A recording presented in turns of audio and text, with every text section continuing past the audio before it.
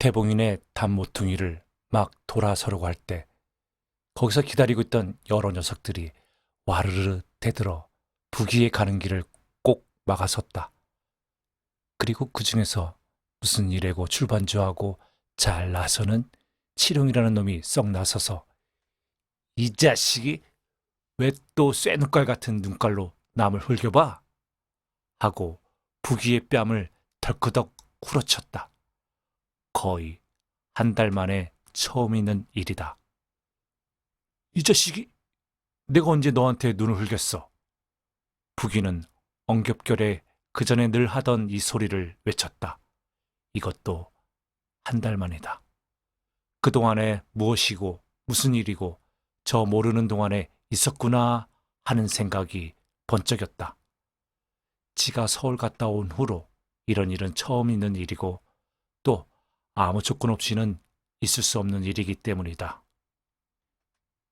이리하여 부귀가 눈을 흘기는 것도 있고 맞은 뺨을 어루만지는 것도 있고 우물쭈물할 때 치룡이는 다시 한번 뺨을 철거덕 치고는 그 전에 늘 하는 이것이 눈을 흘기는 것이지 무엇이여? 소리를 막 내놓으려 할 즈음에 아니요 치룡아 그만두어 하고 부귀와 가장 원수같이 지내는 대봉인 녀석이 나서며 치룡이를 밀어내고 내가 아침을 얼마 안 먹었거든? 지금 내가 너무 배가 고파서 죽겠으니까 빵떡을 좀 사 먹어야겠어 하고 부귀를 보고 두 눈을 딱 부릅뜨며 이 자식아 어서 빵떡을 좀 내놔 좀 사 먹게 하고 냅다 얼러댔다. 아니 이 눈깔망나니가 빵떡 장수를 하나? 옆에 서 있던 딴 녀석이 또 지지 않으려는 듯이 툭 이렇게 말을 던졌다. 눈깔망나니? 아니요. 눈깔망나니는 그만두고 이제부터는 빵떡이라고 이름을 갈기로 하자. 빵떡이 잡고 새로 난 것이고 더 좋지 않냐? 빵떡. 어서 빵떡 하나 내놔. 대봉인 녀석이 남의 이름을 제 마음대로 갈리고 덤비고 물론 전부터 있는 눈깔망나니라는 이름도 맘에 맞는 이름은 아니나 부귀에게는 이런 것은 너무나 의외의 일이다. 눈을 흘긴다고 뺨 맞은 것도 의외였지만 제가 서울 가서 빵떡을 파는 비밀이 어느 절에 구장 양반한테 밖에는 말 안 했는데 이놈들이 어느 절에 벌써 이렇게 알려진 것은 참으로 놀랄 일이다. 이 자식들이 미쳤나? 웬 빵떡은? 부귀는 한번 시침을 뚝 떼고 마지막을 피해보려 하였다. 웬 빵떡? 목판에 걸방해가 찌고 팔아당기는 빵떡이지 무엇이여 이 빵떡아. 치룡이 녀석이 그 자리에서 바로 내려 씌웠다. 그리고 더불어서 도장관을 하라는 것을 안 했어? 하하, 이 실업의 아들놈아. 이까짓게 뭔 허기질 도장관이요? 하하하. 부귀는 이래서는 도저히 어떻게 할 수가 없다. 잘못하다가는 더 큰 봉변 당하겠다 속으로 생각하고 그만 바로바로 옆길로 튀어서 쫓아 달아나 버렸다. 이처럼 바로 비밀이 탄로되고 탄로되는 효과가 눈앞에 닥쳐올 줄을 꿈에도 생각지 못한 일이다. 부귀는 뒤에서 여기에 빵떡 빵떡 팔고 가 하고 소리 지르는 그놈들의 소리를 들은 척도 안 하고 무슨 무서운 것이라도 피하는 듯이 불이 나게 그대로 제 집으로 뛰어들어갔다. 반동 시대가 왔다. 하늘이 땅이 되고 땅이 하늘이 되는 시대가 왔다. 부귀가 서울 가서 취직을 하려고 못하고 빵떡 장사를 하다가 입벌이도 못해서 시골로 도로 기어 내려왔다는 소문은 그날 바로 또 동리에 빽 돌았다. 그전 소문이 굉장히 야단스러웠듯이 이 소문은 더 한층 그들을 웃게 하고 놀라게 하였고 혹은 또 즐겁게 하였다. 에이, 재간 놈이 그러면 그렇지 어대를 하고 남이 잘 되기보다는 못되기를 비는 사람들은 제가 잘된 것보다도 더 즐거워하며 가장 통쾌한 웃음을 거리낌 없이 털어놓았다. 더구나 지주 영감들 집에 가서 도장관 노릇을 하라는 것을 안 하고 왔다는 이야기는 그들의 웃음보를 터트려 놓고 말았다. 면석이 하나 못 얻어 하는 출신이 도장관 하라는 것을 내놓았다고? 하하하. 아이고, 하나님이 아프요. 그들은 허리가 아프도록 웃었다. 그러나 물론 이렇게 웃고만 말지는 않는다. 있는 말 없는 말 합하여져 또 별별 소문이 다 만들어진다. 모두 그럴듯한 것으로만. 부귀의 궁뎅이를 따라서 서울 갔다 온 놈도 이보다는 더 똑똑히 모를 만치 자고 잔데까지 꾸며 내어진다. 부귀란 놈이 서울 나가서 며칠 동안 당기면서 일자리를 구하다가 가지고 간 노전 다 쓰고 하도 배가 고파서 어느 빵떡 파는 집에 몰래 들어가 빵떡을 훔쳐먹다가 그만 주인한테 들켜가지고 널쩍하게 두들겨 맞고 빵떡 훔칫값으로 며칠 동안 죽도록 일만 시켜먹고 그대로 내쫓아서 바로 시골로 내려온 것이다. 북이란 놈은 그저 밥만 먹여주면 좋으니 더 달라고 개개 빌었으나 주인은 이런 눈깔막 나이는 일 없다고 하여서 억지로 두들겨서 내쫓은 것이다. 그러나 딴 소문에 의하면 좀 다르다. 부귀가 빵떡을 가지고 팔러 댕긴 거 그래도 팔기는 몇 개 팔았지만 도저히 그것만 팔아서는 회개가 안 되고 또 그대로 주인 있는데 가봤자 야단만 맞고 그 의무관 놈이 에라 안 되겠다 하고 팔다 남은 떡을 목판째 걸러매고 시골로 죽자 하고 뛰어내려왔는데 오는 길에 그 빵떡을 다 먹었다. 그리고 그 빈 빵떡 목판은 동리에 들어오기 전에 아수고기에서 팽개쳐져 내버려졌다. 이 외에도 혹은 부귀가 서울도 못 올라가고 어느 시골에서 머슴살이를 하다가 왔느니 날품을 팔다가 왔느니 혹은 종로에서 여인숙에 들어 남의 돈을 훔치다가 들켜가지고 주재소에 가서 보름 동안 유치장 속에 갇혔다가 나왔느니 별별 소문이 다 났다. 소문이란 원래 사람을 좋다기 시작하면 한량없이 좋다 하고 일단 나쁘다 시작하면 한량없이 나쁘다 하는 것이 원칙이다. 어제까지도 동리에서 제일 장래성이 있고 부침성이 있고 야단들을 치던 부귀는 오늘은 벌써 동리에서 가장 의문스럽고 못생기고 주변 없는 군뱅이로 되고 말았다. 부귀의 지위는 그전 서울 갔다 오기 전보다도 훨씬 더 떨어지고 말할 수 없이 여러 가지로 불리하게 되었다. 사람들에게는 이 못난 것한테 속았다는 울분이 있었기 때문이다. 이러한 소문이 바로 이웃 동네에 사는 최사가의 귀에까지 들어가게 되었다. 최사가는 두 주먹을 불끈 쥐고 운골 구장 양반네 집으로 쫓아갔다. 물론 그의 손에는 며칠 전에 제 손으로 가지고 올라간 사주가 쥐어 있다. 여기 있네. 사주 여기 있네.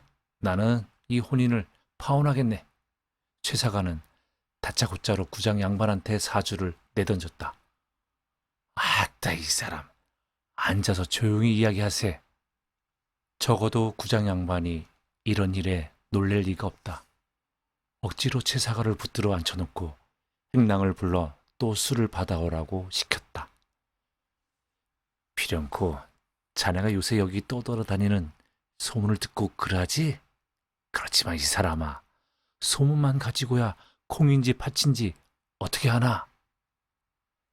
그럼 아주 없는 일이 그렇게 야단스럽게 퍼질 줄 아나? 아닐 땐 굴뚝에서 연기가 난단 말인가? 그야 아주 없는 말이 그렇게 퍼질 리가 있겠냐마는 받을 만한 게 몽둥이만 하다는 게 소문이 아닌가 이 사람아.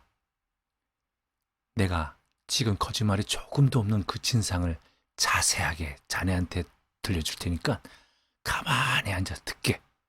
듣고서도 좀 부귀하고 혼인 못하겠다면야 그때야 또 해보는 수 있나 하고 구장 양반은 조용스러운 소리로 부귀를 불러서 물어보던 일을 처음부터 끝까지 차근차근 이야기하기 시작했다. 그러나 물론 구장 양반으로서는 이런 이야기는 아무려거나 상관없는 일이다. 그저 술 올 때까지 최 사가를 붙들고만 있게 되면 그만인 거다. 어서 한잔하게. 급히 내려오느라고 목이 말랐을 텐데. 술상이 나오자마자 구장 양반은 이야기를 딱 끊어버리고 바로 술을 권했다. 아따, 이 사람 이야기를 다 하고서 먹어도 먹세. 하고 최 사가는 잔을 받으려 하지 않았다. 그러지 말고 어서 잔을 내게. 나도 한 잔 할게. 구장 양반이 이러고 저러고 하는 바람에 최 사가는 잔을 들어 마셨다. 한 잔만 들어가면 두 잔 들어가기는 아주 쉽다. 석 잔, 넉 잔이야 더 말할 것도 없다. 잔짐술이 돌 때에는 먼저 이야기는 어디로 도망을 갔는지, 그만 도망을 가버리고 또 천하가 만사태평이다. 사주를 썼으면 벌써 아주 혼인이 정해진 것이 아닌가. 자네 딸이 부귀의 신부로 된 것일세. 지금에 와서 무슨 파혼이고 무엇이고 있겠나. 그것도 우리를 모르는 상놈들에서야 혹 몰라. 모두 버젓한 양반끼리 그럴 수가 어디 있나. 안 그런가 이 사람아. 구장 양반은 얼간히 취했으면서도 그래도 정신이 말뚱하다. 그야 그렇지. 그럴 수야 있나. 그때야 내가 홧김에 그런 말도 했겠지만 그것은 다 늙은이의 망령이지. 모두가 연분이거든. 내 딸이 부귀라는 녀석하고 그렇게 되는 것도 모두가 다 천생연분이거든. 잘되고 잘못된 것을 누가 알겠나. 그렇고 말고 모두가 연분이지. 하늘이 다 정해준 것이거는. 그런데 자네 어차피 정인을 하여가지고 예식을 지내야 할 테인데 기세할 테면 정의를 여기서 정해버리는 것이 어떨까? 책을 놓고 좋은 날을 자네하고 나하고 둘이 찾으면 되잖나. 그야 그렇지만 피단포도 있고 오색실이 있고 해서 갖다 줘야 하는 거 아닌가? 그런 것이 있어야지 이 사람아. 내가 집에 돌아가서 차차 함세.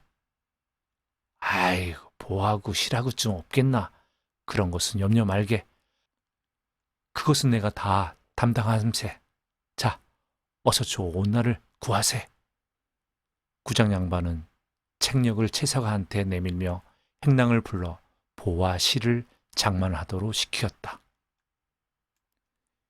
이렇게 하여 부귀의 혼인날은 4월 초 사흘 날로 정해졌다. 수삼년을 두고 싫다느니 좋다느니 파혼하느니 여러 가지로 말썽 많은 혼담도 이렇게 딱 날짜까지 정해져 버리니 그제야 비로소 이것은 움직일 수 없는 것이 되었다. 4월 초 사흘 날까지는 며칠 남지 않은 그 어느 날, 부귀는 구장 양반이 혼자 계실 때 조용하게 찾아가서 이번 큰일을 치르게 돈을 좀 빌려달라고 말씀을 드리게 되었다. 이 동리에서는 혼인 때고 장사 때고 무슨 큰일을 치를 때에는 그 돈은 의뢰의 구장 양반한테 가서 빌려야 쓰는 것이 거의 관례가 되었다. 사실 이 동리에서 급작스럽게 써야 할 5, 60엔, 7, 80엔의 큰 돈을 그래도 어떻게 하든지 변통해 내는 것은 구장 양반밖에는 없었다. 오늘은 구장 어른께 특별히 말씀드릴 일이 있어서 왔는데요. 하고 부귀는 좀 주저주저 하다가 기어이 찾아온 이유를 말하였다. 부귀로서는 이처럼 남에게, 더구나 구장 양반 같은 이처럼 큰 돈을 빌려달라고 청해보기는 처음 있는 일이다. 그래, 얼마나 쓰려고? 구장 양반은 서슴지 않고 바로 금액을 물으시었다. 하고 부귀는 좀 돈 금액을 생각하였다. 집에서부터 여러 번 적어가지고 온 금액이지만 그렇게 바로는 쑥 안 나왔다. 한 80엔쯤 썼으면 좋겠습니다. 80엔? 구장 양반은 다소 의외였던 모양이시다. 부기는 물론 아무리 큰 일을 치른다 해도 80엔이 다 드는 것이 아니다. 구장 양반은 그 전부터 10엔 달라면 5엔, 20엔 달라면 10엔 돈이 이것밖에 없다 하시면서 이렇게 청하는 반씩밖에도 안 빌려주시는 것이 누구나 다 잘 아는 규칙이 되어 있기 때문에 부기도 사실은 꼭 40엔을 빌릴 예정이므로 그 배인 80엔을 말씀 여쭌 것이다. 80엔? 그렇게는 지금 나한테는 없는데 하고 호주머니에서 지갑을 꺼내더니 여기 60엔이 있으니 이 60엔만 갖다가 써라. 60엔을 세워서 부기의 앞으로 놓았다. 저 40엔만. 소리가 곧 부기의 입에서 나오려 하였으나 80엔을 금방 말한 터라 차마 나오지 않았다. 부기는 60엔을 세워놓고 바로 일어섰다. 아니, 잠깐 거기 앉게. 구장 양반은 그 자리에 부기를 돌아앉히고는 배루집을 꺼내며 이런 것을 증서를 하고 어쩌고 하는 것은 좀 어떻게 생각하는지 모르지만 문서만은 그래도 분명히 해놓아야 돼. 자네 도장은 가져왔지? 안 가져왔어요. 곧 가지러 가지요. 부기는 당황하게 대답하고 다시 또 일어섰다. 가서 도장을 가져오는데 새들밭 있잖나.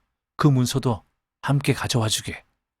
뭐 올값이면 돈을 죄다 갚을 것을 그렇게까지도 할 것이 없지만 문서는 문서대로 해놓아야 되지 않겠나. 부기는 바로 문을 열고 나와서 제 집으로 돌아왔다. 이번 일은 처음부터 끝까지 모두가 구장 양반의 힘으로 된 것이다. 사주도 구장 양반네 집으로 구장 양반이 서둘러 쓴 것이고 파혼한다고 쫓아온 정사가를 붙들어 앉히고 도리어 그 자리에서 태기를 하게 한 것도 구장 양반이었다. 모두가 구장 양반의 힘이다. 지금 빌려주시는 돈이 필연코 그저 빌려주시는 것은 아니겠지만 이렇게 선뜻 빌려주시는 것만 해도 고마운 것이다. 동리에서 돌봐주는 사람 하나 없는 나를 이처럼 돌보아 주시니 구장 양반같이 고마운 일은 없을 것이다. 부기는 마음속으로 몇 번이나 이렇게 생각하였지만 그래도 고리짝 속에서 새들밭 문서를 꺼낼 때에는 아주 말 못할 섭섭함이 가슴을 꽉 눌렀다. 모두가 집이고 땅이고 아니 제 자신까지가 아무것도 없는 텅 빈 것으로 되는 듯하였다. 60엔에서 40엔만 쓰고 20엔은 잔치가 끝나거든 바로 이것이 남았다고 도로 구장 양반을 갖다 드리고 어떻게 하든지 해서 40엔과 그 이자를 하여 이 새들판 문서를 찾아오자. 부기는 그 먼지가 뽀얗게 앉은 오래 묵은 고리짝, 서조부터 내려오는 이 오래 묵은 고리짝에 맹세하였다. 부기가 도장과 반문서를 가지고 도로 구장댁에 갔을 때에는 구장 양반은 증서를 다 쓰고 도장만 찍으면 되게 되어 있었다. 자, 읽어보게. 금액 62엔으로 되어 있는데 이 2엔은 말을 하여 주어야만 알 테지만 뭐시길세. 구장 양반은 이 2엔 조건을 말씀하셨다. 그 최사가가 여기 내려와 우리 집에서 사주도 쓰고 택일도 하고 하지 않았었나? 그때 내가 술을 한 번씩 냈었는데 한 번에 50전씩 합하여 1엔일세. 또 1엔은 택일할 때 싸가지고 간 보하고 실하고 이것이 모두 내가 임시로 변통해 준 것이라 이 값으로 1엔을 매긴 것일세. 1엔 합하여서 2엔일세. 모두 해서 62엔 되지 않나? 도장은 여기다 찍으면 되네. 구장 양반의 문서는 어디까지도 분명하다. 그리고 어디까지든지 경우가 밝다. 어찌되었든 부귀는 찍으라는 데다가 도장을 꽉 찍었다. 부귀는 4월 초사흘날 무사히 장가를 들었다. 닭을 채웠는지 병아리를 채웠는지도 몰라도 어쨌든 새댁 하나를 데려다 놨다. 부귀는 이번 큰일을 치를 때 일을 좀 보아달라고 할머니 말대로 한골이라는 데 가서 큰집 아저씨를 청해 왔었다. 부귀는 데리고 오는 길에 돈을 빚내서 돈 40엔밖에 없으니까 그것만 가지고 어떻게 좀 해보시오 하고 미리부터 당부를 해 놓았었다. 그러나 어디서 어떻게 나온 소문인지 부귀는 이번 잔치에 80엔을 드릴 작정이라고 한다는 소문이 동리에 쫙 퍼져 있었다. 빵떡이? 요새는 빵떡이 잘 팔리는가 보구만. 사람들은 피피 웃었다. 평소에 남술 한 잔 안 사주는 부귀인지라 이처럼 큰 돈을 쓰는 것이 적잖이 의외였었다. 그러나 이러한 소문과 이러한 비웃음이야 부귀로서는 늘 겪어오는 터이라 아무렇지도 않지만 한골 아저씨가 이 소문을 듣고 80엔씩이나 드린다면서 왜 40엔이야? 족치는 데는 사실 어쩔 수가 없었다. 없으면 몰라도 있으면 있는 대로는 다 써야 한다.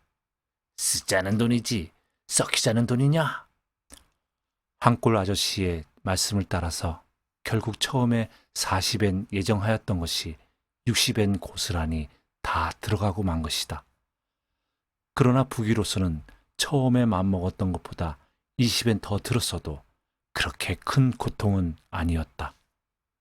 왜냐하면 이번에 드리고 온 새닭, 물론 제가 부를 때는 새닭이라고는 않지만 새닭이 아주 마음에 꼭 들었기 때문이다.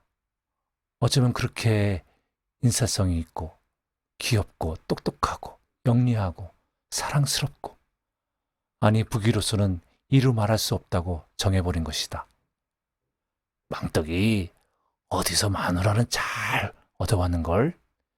동리 사람들도 부귀댁만은 모두 칭찬하였다.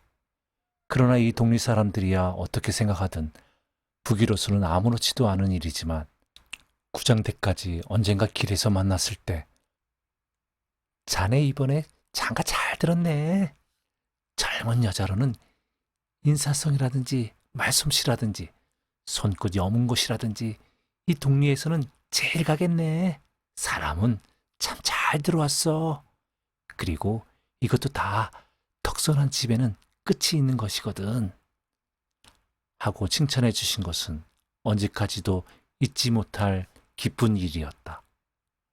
부귀는 구장 양반도 잘나고 점잖은 양반으로 생각하지만 이 구장댁은 구장 양반보다도 더 잘나고 점잖다고 늘 생각해 왔던 것이다. 더구나 구장댁의 반상의 구별을 자기 자신으로도 아주 똑똑하게 지켜내려오고 또 동리 사람들에게도 지키게 하여 내려오는 것은 부귀가 늘 옳다고 생각하고 잘하는 일이라 생각해오는 점이다.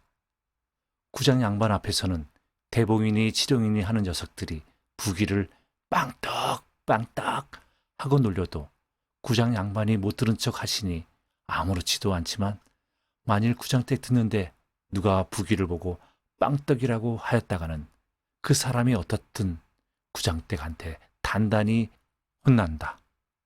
더구나 부귀가 장가를 들고서부터는 아이도 아닌 어른을 놀린다고 눈에서 불이 나도록 야단을 맞는다.